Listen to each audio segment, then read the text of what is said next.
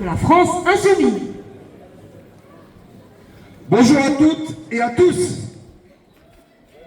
J'interviens au nom de la France insoumise. Je suis aussi militant syndicaliste et enseignant. Nous avons souhaité qu'un syndicaliste de la France insoumise intervienne aujourd'hui. D'abord pour affirmer que c'est la place du mouvement syndical d'être aux côtés et même pleinement associé à toutes les formes de résistance contre le génocide qui se poursuit en Palestine. Pas seulement un génocide, mais l'éradication complète d'un peuple par la combinaison de plusieurs facteurs.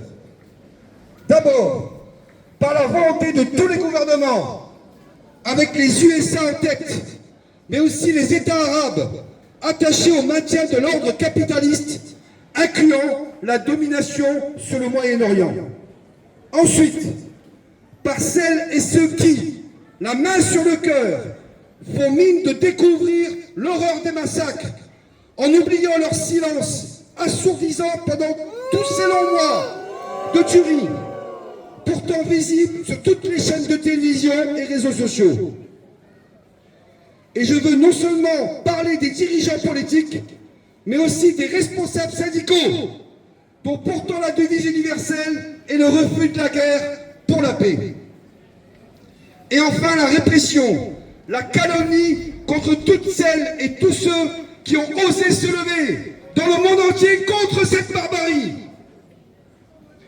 Une violence qui s'exprime d'abord sur le plan international par la marche à la guerre, avec des milliards alloués à des budgets de guerre dans tous les pays, au détriment des budgets nécessaires aux services publics, mais aussi une violence quotidienne qui va jusqu'à sanctionner une enseignante de notre propre pays, c'est-à-dire par Macron, Bayrou, Borne, pour avoir simplement autorisé l'un de ses élèves à organiser une minute de silence pour le peuple palestinien.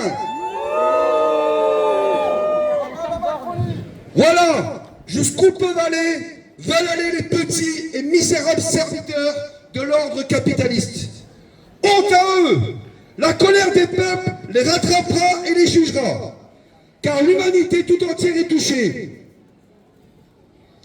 L'humanité pousse, crie, manifeste et commence à se dresser.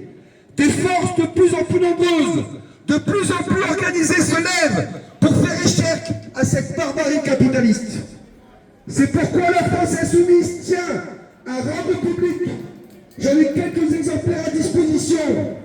Un appel de centaines de militants internationaux, titré « Pas un centime, pas une arme, pas une vie pour la guerre ». Un appel que vous retrouverez également sur les sites internet de l'Insoumission et d'Information ouvrière, appel qui dit notamment ceci. Voici les faits. 1 million de morts et de blessés des deux côtés, en Ukraine et en Russie. Des dizaines de milliers de morts et de blessés en Palestine, notamment les 20 000 enfants morts, dans la tentative de génocide et de nettoyage ethnique de toute la population. Les principaux bénéficiaires sont les fabricants d'armes et ceux qui profiteront de l'exploitation des ressources de la Palestine et de l'Ukraine. Mais nous ne soutiendrons pas cette exploitation. Nous disons non à la guerre et aux attaques contre les acquis sociaux. Non au budget de guerre et aux fauteurs de guerre. Non aux politiques de guerre d'où qu'elles viennent. Nous appelons à l'unité des peuples d'Europe, à la paix et non à la guerre, à la justice et à l'égalité et non à l'exploitation. Pas un centime, pas une arme, pas une vie pour la guerre. Vive le combat du peuple palestinien, vive la résistance qui se dresse à ses côtés. Palestine!